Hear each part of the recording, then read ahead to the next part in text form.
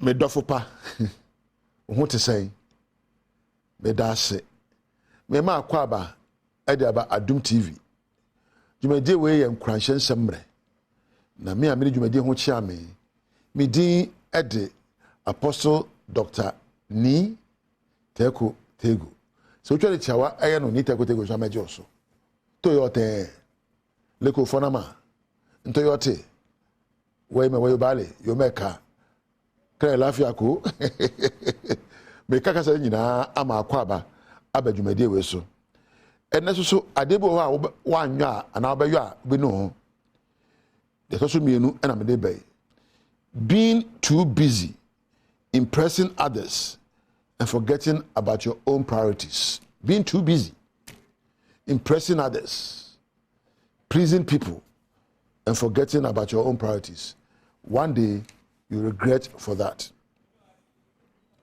10 to 20 years from now, you'll never be judged by the kind of shoes you wore. I have feared you.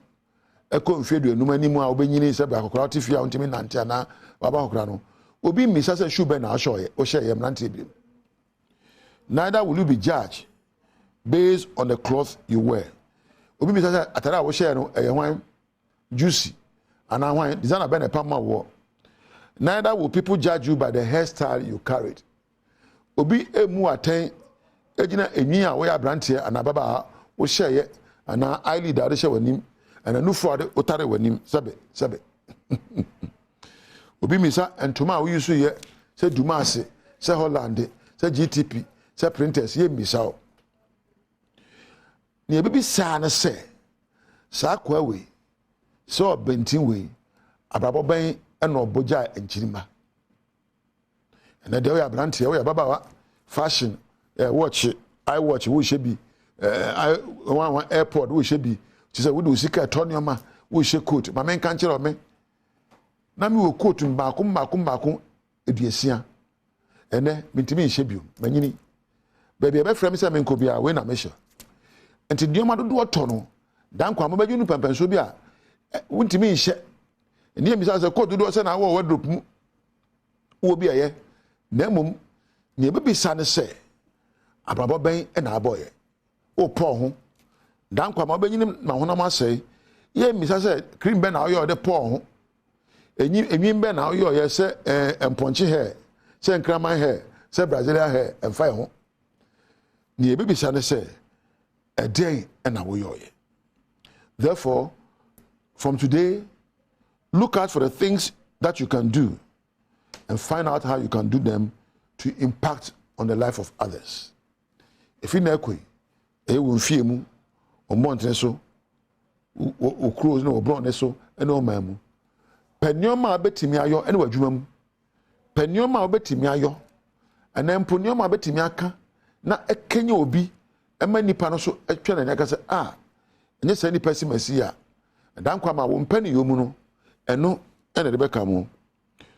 You see, you are not going to act to impress people and fashion bisuma shebi ena we ensembia ba yeso ya kan bi o de yo bibia e wo nemre na ade a atuntwada ene subampa kasapa ene ne yepa fashion betwam akọ hairstyle betwam akọ shoe beko na de entwam akọ e subane ene ye ene kasapa entimi nuye se de ho tefa no ma wo musu nte saa.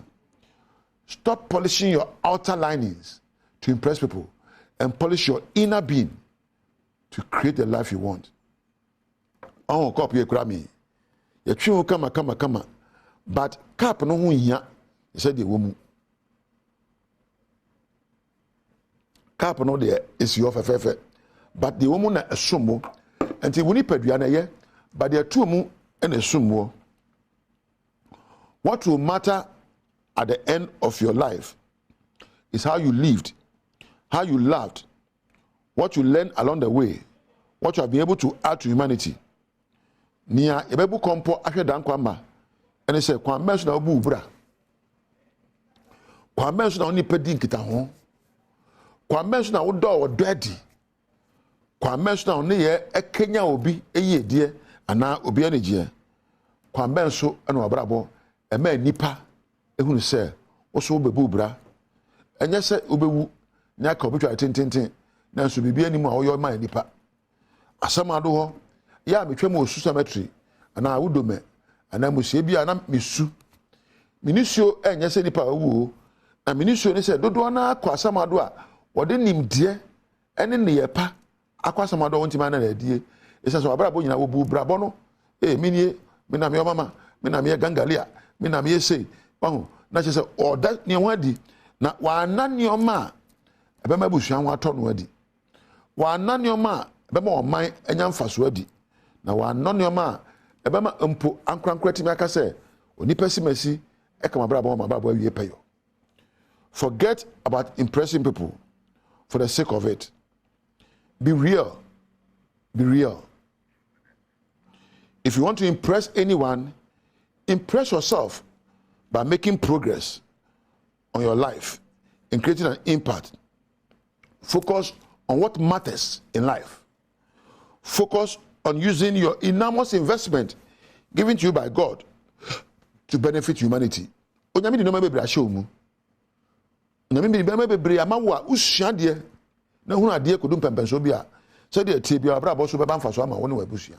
Ena huhia entare paye enyin papa ye watch papa ye shoe ye car papa ye dan papa ye na ne nyina akire no ababo be na wo gya na akire odo be na wo gya na akire suban be na wo de na adie eno ene ehia mame nas mame se yankopon mawo so because we hira wo na wo mu kompon hwe ni so me na me ye gagai me na me ko sini wa ha me na me ko night club ha me na me ye nwumwe ene ko sisai won sem aboka no ene ko sisai woni ye ene ko sisai ndan kwamba aha ena meja wo me da me cameraman Adom ase ena me da MC afo ase ena me da me sound osmosis ase na mada me producer one da chehene me do no so ase na mada lighting ena floor managers nya ase wo a wonya akwa hwe me so de me kan se wonya me kan ho abere biara aha ena meja wo enyo nyoma mamanfo ene nyi kwa eni abe sefata edimu badwama de ikoso koso na hwe me a me hwe dwuma de wo chia me edi am yeso ani tekotegu uno nyame entina